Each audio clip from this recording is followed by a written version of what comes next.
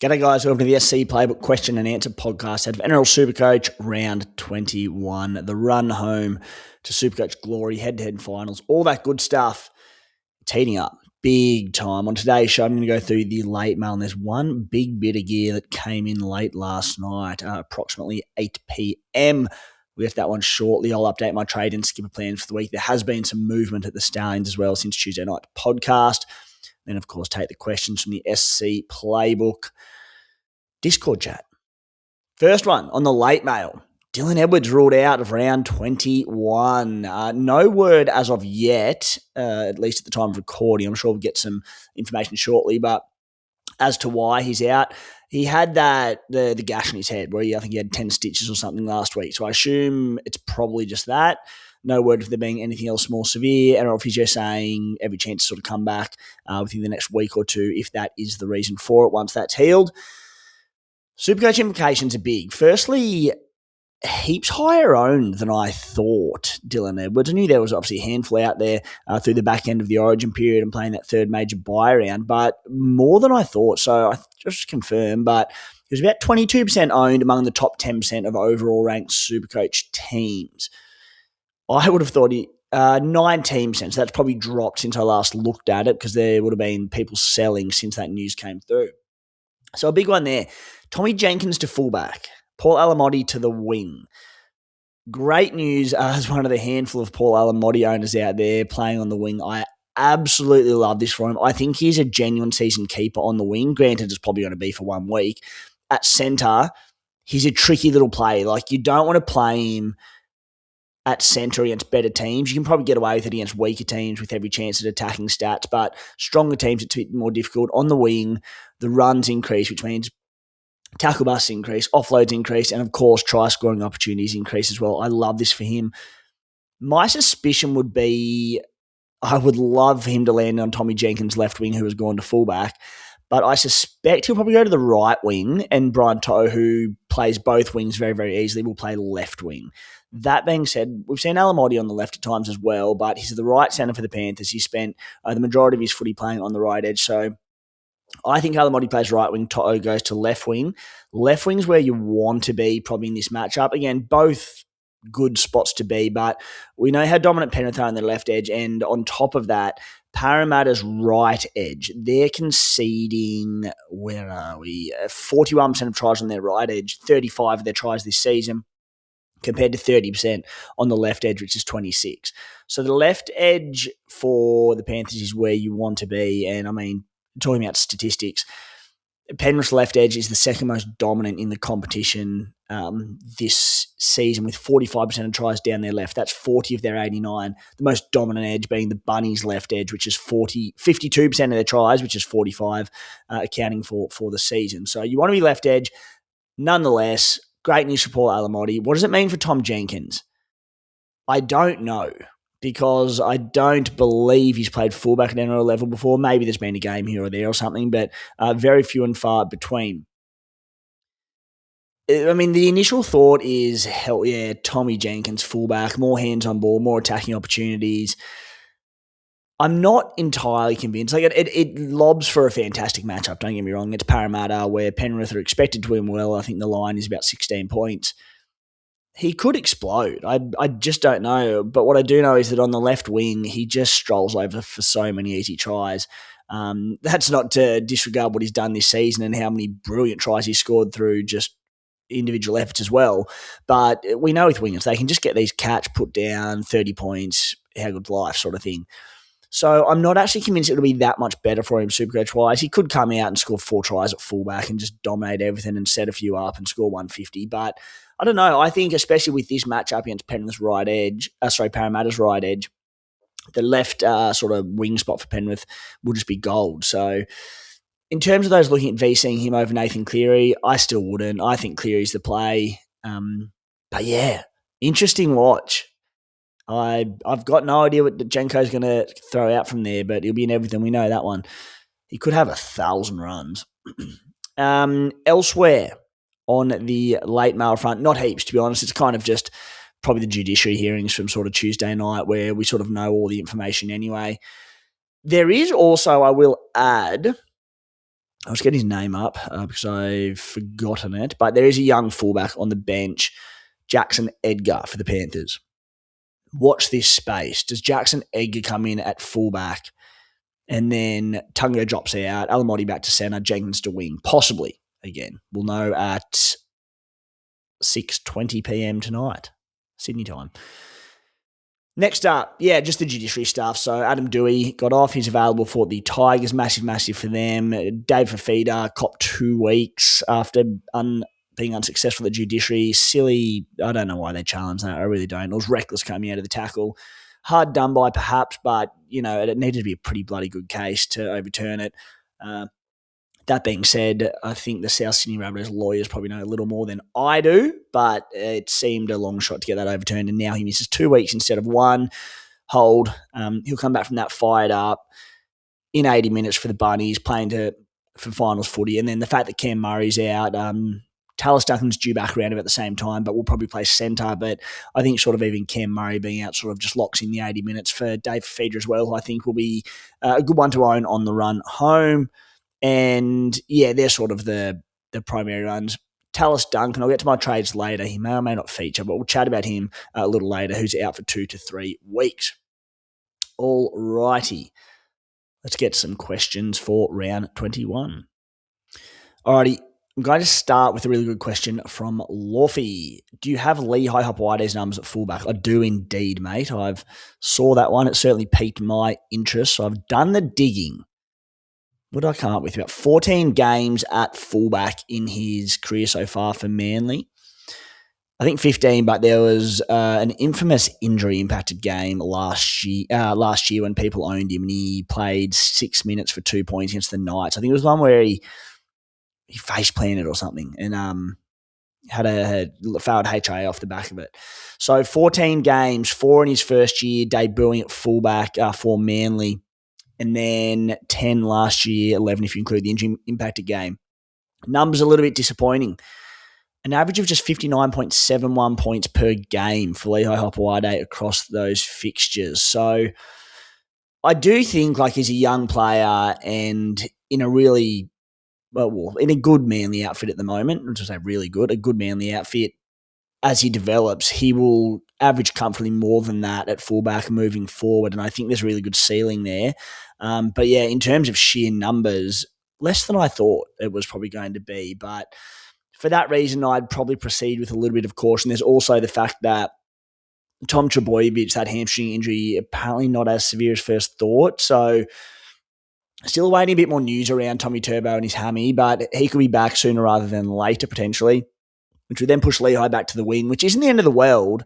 And chat of him maybe playing centre. Kieran Foran came out and sort of very defiantly said that when he's under my watch, he'll be playing fullback. So, I think just certainly with the Sharks matchup this week, I wouldn't rush into Lehigh Hopewadi. Let's see what news comes out around Turbo. Let's see how he goes this week in a tough clash with the Sharkies and make a call from there. Next one coming in from, what do we got? A Gagai. A Gagai felt my hearse. Great name. Bit rogue, but whatever. Hey, Timbo, got a decision, but bringing in Simi Sasangi or Toby Couchman this week, who would you go at this point in the season? Simi gives me flexibility at CTW, but Couchy would allow me to pair with Haas when Terrell May is on the bye in a few weeks for the first of head-to-head finals. Otherwise, I'll have to play Paseka. I like Toby Couchman. I think the fact that you're obviously head-to-head finals focused and have that in your vision, I think Toby Couchman, as I said, I think Sasangi's a good buy. I think he's a terrific play this week against the Tigers, I must say. So if you go Couchman, he comes out and belts out 70 and Simi goes 110 and scores a double against the Tigers, don't be too disappointed and say I've made the wrong call, because you haven't. There's 7 odd rounds to go, 7. So Couchman over that duration, and the fact that, as you said, it means you have to play Paseka week 1 of head-to-head finals is huge. So I just think Sasangi's come back okay from injury, but the Raiders, they're improving, but they've got a lot to do to make finals. If they do happen to lose a few games and fall out of contention, what happens to their sort of attitude? Couchman, Dragon's been terrible all year and he's averaging 75, 5-round average of 75. There you go, 3-round average of 83, and I mentioned it, I think, earlier in the week. I might have been in the Discord live Q&A last night, but you never sort of sit here and expect tries and try assists from front rowers, give or take a few certain ones. AFB when he couldn't stop scoring, probably Payne Haas at times a little bit, but like he hasn't scored this year. He's had just one try assist, so he's done it all in base and power. If you can add the occasional dive over for a try or an offload for a try assist, he's knocking out the ton with ease sort of thing. So, yeah, I think, and you mentioned Simi's dual positioning. Toby's got dual positioning as well with that 2RF front row forward, so I like that play. One from Dane. Have to get rid of Turbo. Do I get Walsh after one good game and cheaper, or Kalen Ponga? I've got 5 trades and 300k in the bank head-to-head player. It's a good question because I like the Reece Walsh play this week. I think he can finish big this season. And as you said, he's just so much cheaper. But in your situation where you're head-to-head focused and we look at head-to-head finals,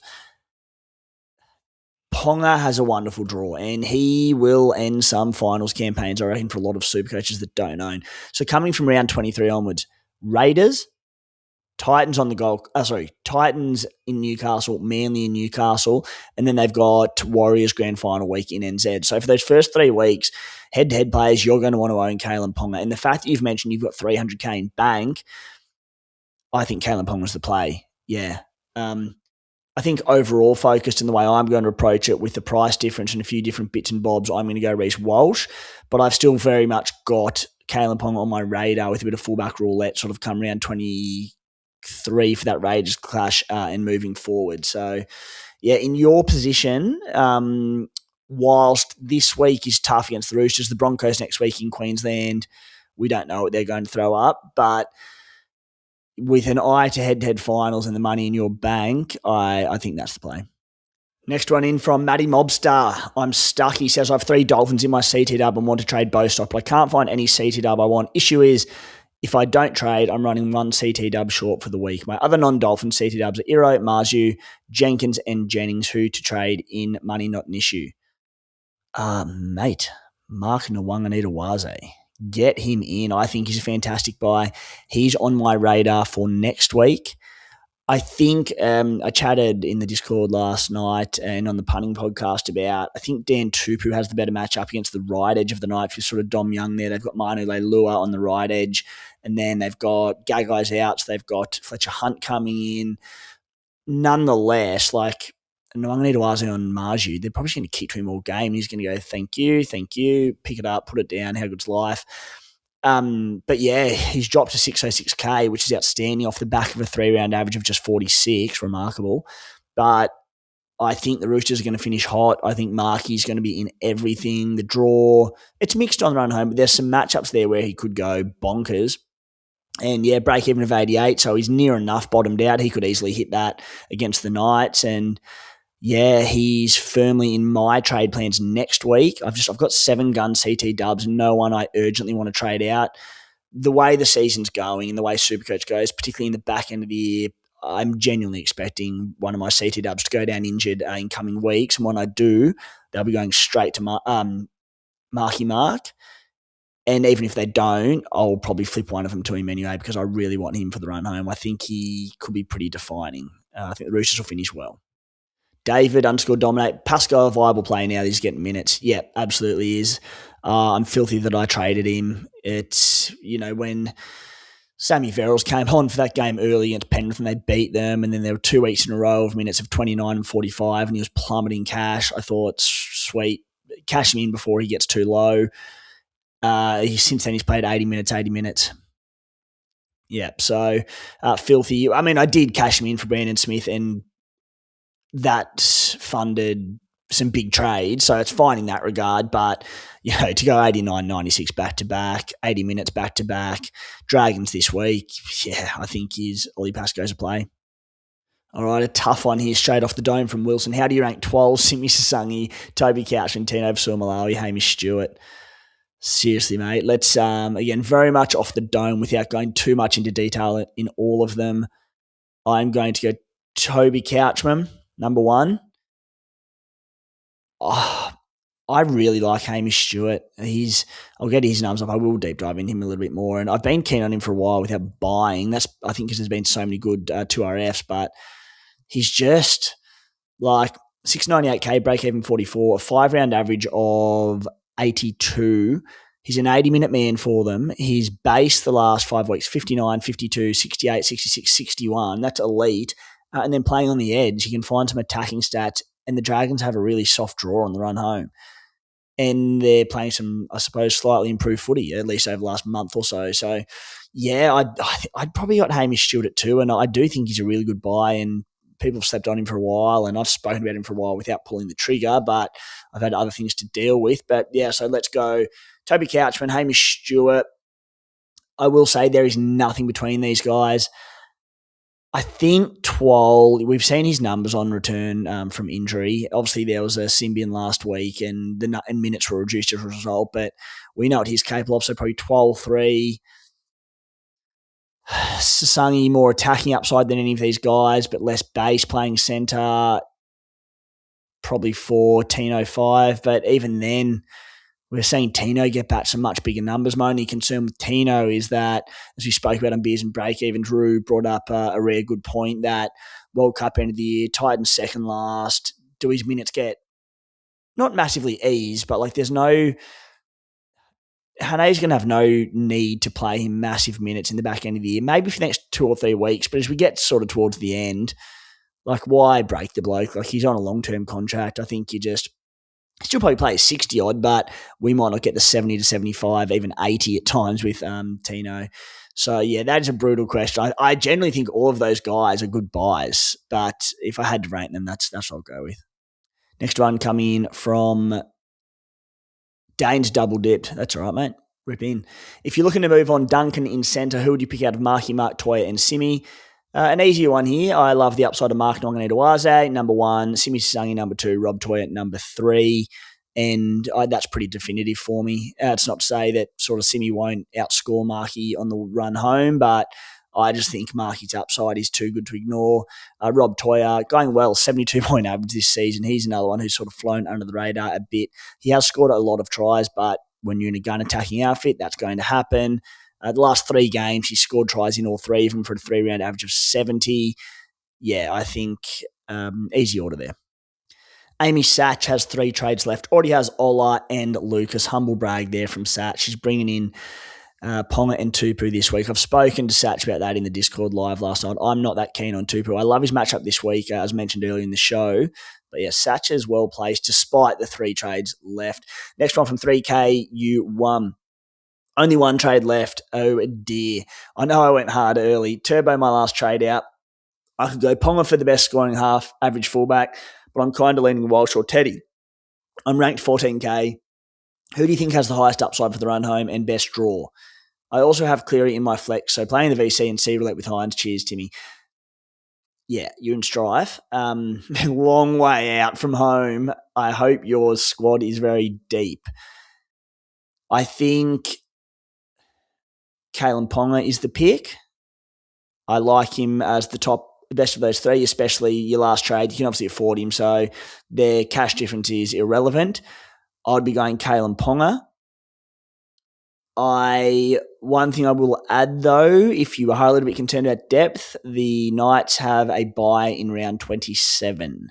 I'm expecting some carnage in that week where numbers could be very short. So the fact that you might not, well, you won't have Ponga for that, that's probably going to tie into it as well. But in terms of best scorers, look, I would go Kalen Ponga.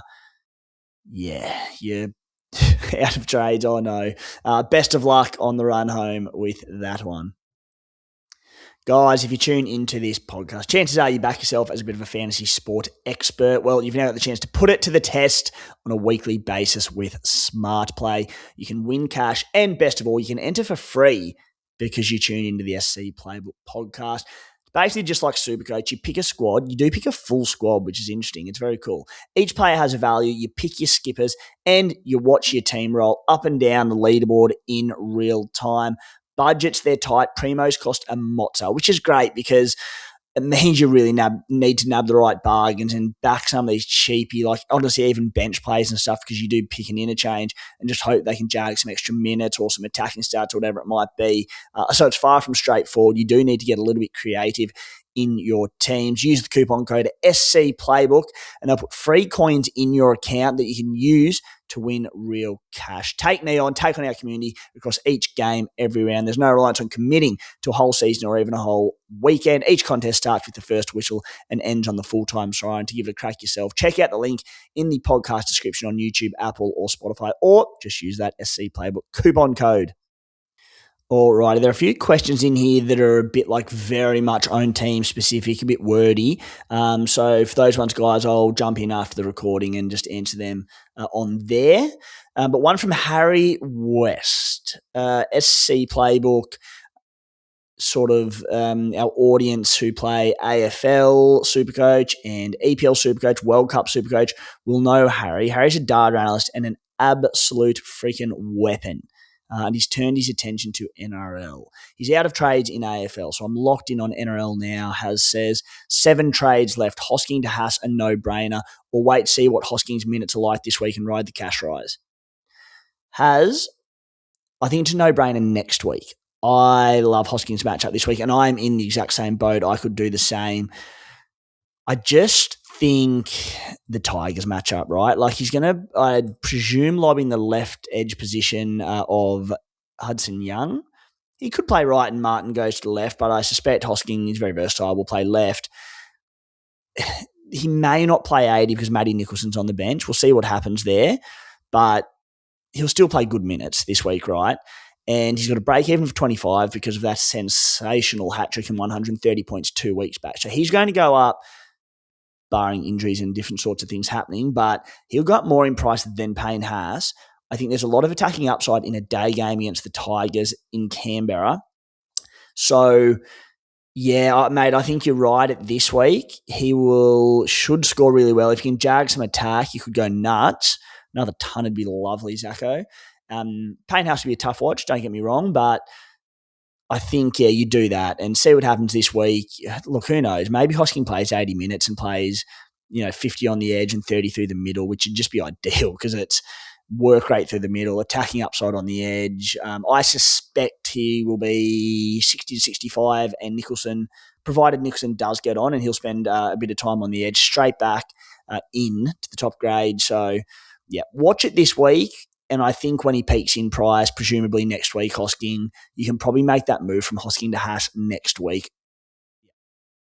Paul Kent's cleaner. Big bad Timbo. Sit one out of Hosking, Keon, and the Couchman boys. Gee, it's tough. Off the back of what I just said, I really do think Hosking is a play. Like week to week, don't get me wrong, the Couchman boys are more of a play than Hosking, without a doubt. I just mentioned all the reasons I like Hosking this week. I would play Hosking. I am playing Hosking. I think you have to play Keon. I'd probably sit one of the Couchman boys. Take your pick of which one. Again, the Couchman's a play every single week, and the fact that you've got this issue, it's a great problem to have, right? The only thing I will add is just keep an eye on the final team list for the Bunnies because with Fafita named on Tuesday but now suspended, the reports are that Keon's been training on the edge where his Supercoach numbers drop substantially compared to when he's playing 80 or big minutes through the middle. Attacking upside increases, of course, but the work rate definitely goes down. So, look, pretty high ownership already, Keon. If he does shift to the edge with Fafita dropping out, which very well could happen, Cam Murray's also out. So they need players through the middle, but they have sort of players to cater for that. I suspect Cheese might get a handful more minutes and sort of go between lock and hooker. Yeah, so tough question. I would imagine many out there will disagree with me on this one, and that is fine. But yeah, I think Hosking can jag some attack this week, big minutes. If it was a week later and Nicholson had more minutes under the belt in games, it'd be a different story. But I'd sit a couch from boy probably. If Keon's in the edge, maybe you sit him. But I like the Hosking play this week. Brad has a question around Reece Walsh and fullbacks, and are people getting Reece fever too early off the back of one winning at Penrith? Possibly. I'm getting Reece Walsh this week. My thoughts with Walsh are that if they sort of continue to win games, the Broncos, and stay in the hunt for the top 8, he's going to go bonkers, in my opinion. The concern is, like, even if they lose to the Cowboys this week and they just got up for that Penrith game last week and they regress again this week and they're knocked out, what happens to the rest of the team? I mentioned last night, but I can see the Broncos, if they lose and they're knocked out, waving the white flag, booking their tickets to Bali and stop giving a rats. And I don't mind that for Reece Walsh in the sense if they're knocked out that he won't give a rat. He'll just throw everything at it, throw rogue balls and do some wild stuff, which is going to lead to errors, but we don't care that much about errors in Supercoach. It'll lead to lots of points, I think. So the concern, though, is if, particularly the forwards and the back three and that, they lose this motivation, they get dominated through the middle, Walsh doesn't have a platform to play off. That's my concern if the Broncos fall out of finals contention. So it's potentially premature, for sure, but if they can stay in the hunt, gee whiz. He had last week, I think it was 88 receipts of the ball, touches of the ball. It was almost as many as his halves combined, and it was something like 33 touches more than his second best this season. So for anyone asking about Reece ball, Walsh ball, whatever you want to call it, are the Broncos going to start playing it again? You better believe they will, and I like him as a buy. Next one coming in from the Beagle. Howdy, Tim. Fellow Coomalad, up the Stallions. Bit of a pickle. I have Markey and Jenkins, but lost Duncan and Makasini as cover for Osako and Herbie. We'll get an AE for one, but I'm not sold on Simi. Are there any other options? Or just get Simi for Maka or Duncan? What I will say is, obviously, you've got Tallis Duncan down there. Depending on what your 2RF looks like, you can always flip. Sorry, what have you got? Yeah, sorry, I was thinking of getting a back row, and that's not going to work. Ignore me. But yeah, in terms of getting a centre, you've said, do I just get Simi Sasangi for Makasini or Duncan? I mean, a quick look, there's always options, especially this time of year and things opening up a little bit. So having a quick look around the top averaging centres of the season, you mentioned that what do we got? Apologies. Yeah, so you've got Jenkins, you've got Mark. They're probably the main two that you're looking at. Your Dolphins boys are on the bye. Alex Johnson with no chance of, not no chance, but Latrell Mitchell looking unlikely to return is less appealing. It's not sort of red hot. I can't see Kohler on the wing, but that will be pretty short-lived. I think Braden Burns is an excellent smoky little play as a pod. He's $715K, so he's not cheap, but the Cowboys have an outstanding run home. Lots of games in Queensland. He's averaging 72 as is. Can find an injury is the only concern, so you probably want a few trades in the bank, but I genuinely don't mind the Braden Burns play. I might penny how the Cows look in coming weeks because of his 47 last week. He'll drop in price ahead of their really good draw home, so I don't mind a sneaky little Braden Burns play and one to keep an eye on in coming weeks. Kiraz you probably can't touch at the moment. The Sharkies are a weird one around Kale Iro. He's very cheap at $579K, averaging 68. His base and power's decent, scoring a few tries. Draw becomes very good. Just, he's not setting the world like Kale Iro. You're waiting for it, but I don't mind the Kale Iro play. But yeah, to your point, there's not a lot of red hot options, but Sasangi, especially in your team, if you want to hold Tallis Duncan, you get Sasangi as well.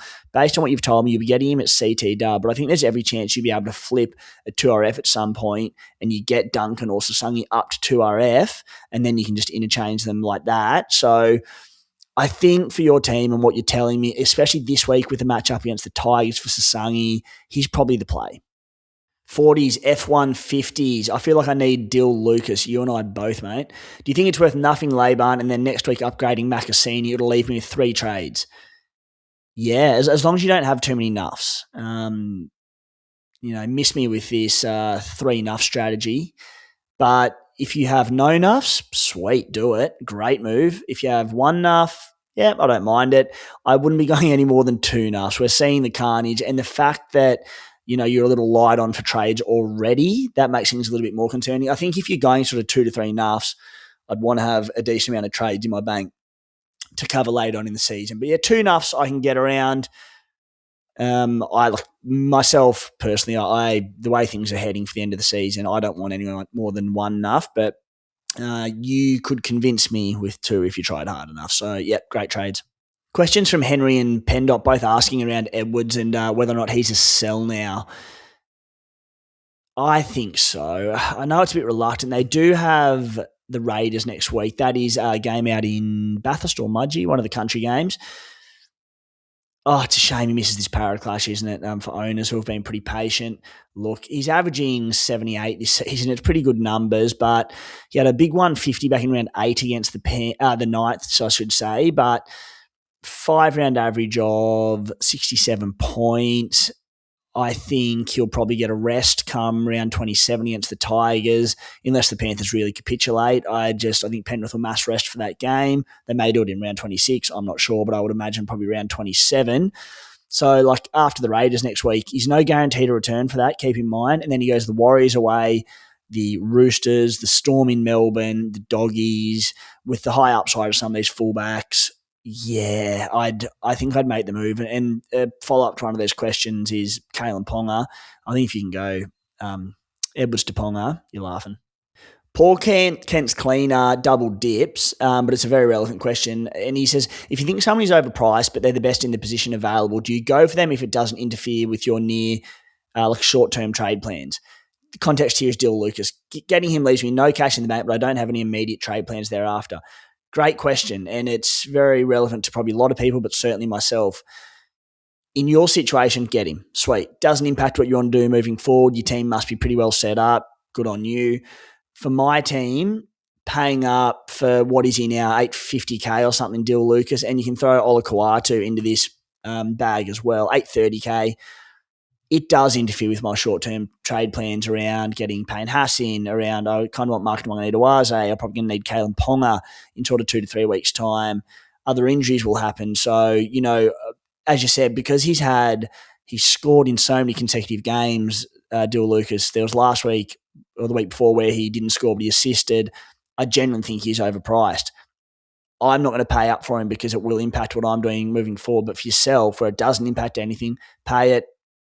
Happy days. And the thing with guys like we see from time to time over the years, and Herbie Farnworth was a great example who killed me, it was last year for a big period there, is that what if they don't stop scoring tries and getting try assists and scoring 80, 90, 100 and people can't get to them, which is just Supercoach, euphoria when you're an owner. So that's the thing. I'm banking on him dropping in price and I'll pick him up, but it might not happen. So I suppose the other thing with Ola scares the shit out of me as a non-owner, but again, you're paying massive money for him.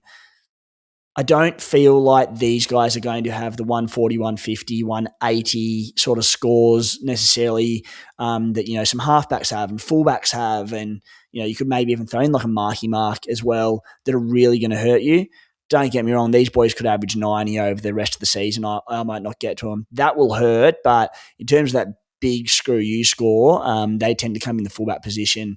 But yeah, Ola particularly scares me. I want Dill Lucas, but I'm okay with not paying up that sort of price for him. All right, let's get on to my trade and skipper plans for the week. I was contemplating just the one trade, and it's sort of one that I've had all week, and that's Turbo to Reece Walsh. I've this morning decided I think I'm going to go Tallis Duncan to Payne Haas. Just going through Haas's numbers, he's so elite. Like, he's averaging 74 this season, and once again, as I said, like, you don't bank on tries and try assists from forwards, but we know Payne Haas has them in him. He has 1 try this year. He has no try assists. He has 2 line breaks, no line break assists. Like, we know he's got more attacking than this team. So everything he's done has essentially been in base and power. He also has a 31-point game there where he was injured, so that inflates it as well. My one and only concern with Payne Haas is that, as before, probably around Tino Malawi and Reece Walsh and these sorts of guys, World Cup end of the year, if they lose this week, they're, I think, essentially not playing finals. He's leaving the club. Does he get less minutes? But Payne Haas is also a different beast, right? He will want to go out with a bang for the Broncos and play as many minutes as he can and make a real statement. So he's not one to wave the white flag and throw in the towel. He won't book tickets early to Bali. If Brisbane are knocked out, he'll go out there and give his all. The only concern is reduced minutes. But even so, it's Payne Haas. And on the flip side, if Brisbane do stay in the hunt and need to win every game, he'll play close to 80 each week, maybe 65, 70. But yeah, so I'm thinking Tallis Duncan to Payne Haas, get him in. He was a player I wanted regardless. And by no means is Tallis Duncan an urgent sell or a sell at all necessarily. I'm a little reluctant to do it. I just think the fact that they've shown their favour in playing at centre, I love him in the back row. Maybe he does come back in the back row potentially, but it looks like they want him at centre, especially with news that it looks like Latrell Mitchell may not even be back this season, particularly the regular season. And I hate players coming back from hamstring injuries. There's, physio said, I think to first 2 weeks, a 10 to 15% aggravation chance to do that again.